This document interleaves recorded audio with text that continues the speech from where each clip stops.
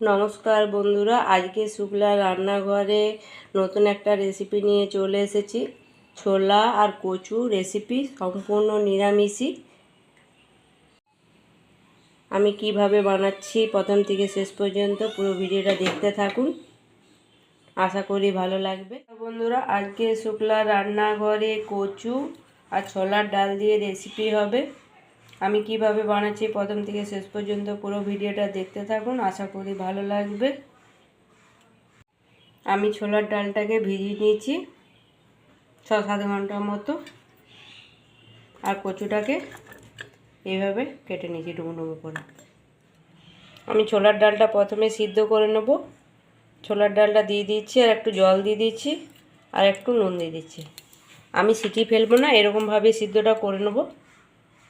ওইদিকে ছোলার ডালটা আমার সিদ্ধ হতে হতে কচুগুলোকে আমি ভেজে নেব। আমি এর জন্য কড়াই চাপিয়ে দিয়েছি, কড়াইয়ের মধ্যে তেল দিয়ে দিচ্ছি। আমি এবার কেটে ধুয়ে রাখা কচুটা দিয়ে দিচ্ছি। কচুটাকে যদি এরকমভাবে ভেজে করা হয়, কচুর যে লাল ভাবটা সেটা আর থাকে না। কচুটাকে রং ধরা তখন ভেজে নেবো। আর সম্পূর্ণ নিরামিষভাবে আমি তরকারিটা করছি। এর মধ্যে দিয়ে দিচ্ছি নুন আর একটু হলুদ। এদিকে আমার ছোলার ডালটাও সিদ্ধ হয়ে গেছে, অথচ গোটা গোটা আছে। হাত দিয়ে চেপে দিলে পুরো ভেঙে যাচ্ছে।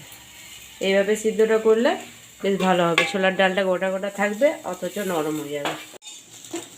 এই যে কচুগুলো আমার রং ধরা তখন ভাজা হয়ে গেল। এইভাবে ভেজে নিলে কচুর যে লাল ভাবটা থাকে না।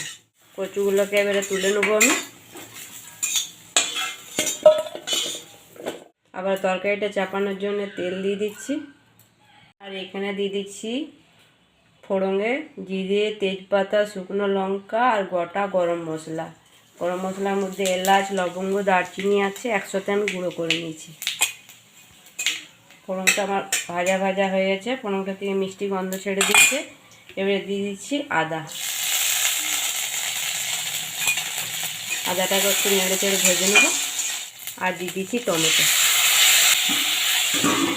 টমেটোটা দিয়ে আমি ঢাকা দিয়ে দিলাম, ছিটাচ্ছে বলে।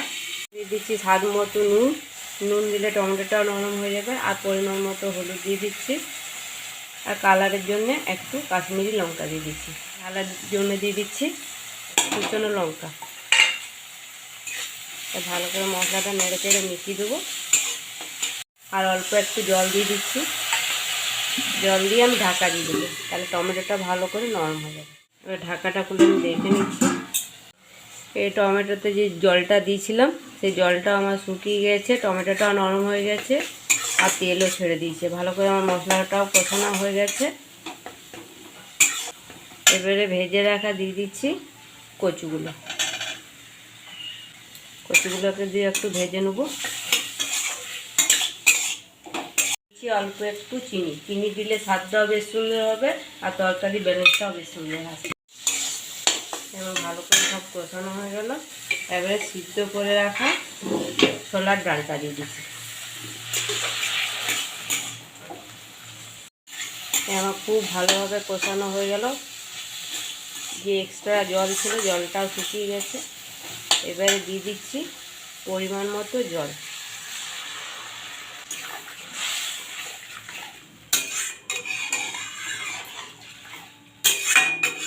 এবারে আমি ঢাকা দিয়ে সিদ্ধ করব। ওইদিকে তরকারিটা হতে হতে আমি একটা ভাজা মশলা করে নেব। এর মধ্যে দিয়ে দিচ্ছি ধনে, গোটা গরম মশলা আর জিরে, একটা শুকনো লঙ্কা, সব একসাথে ভেজে নেব আমি।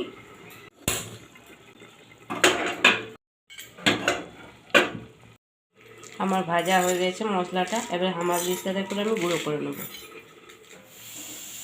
আমার তরকারির জলটাও কমে গেছে, আর কচুগুলো ভালোভাবে সিদ্ধ হয়ে গেছে।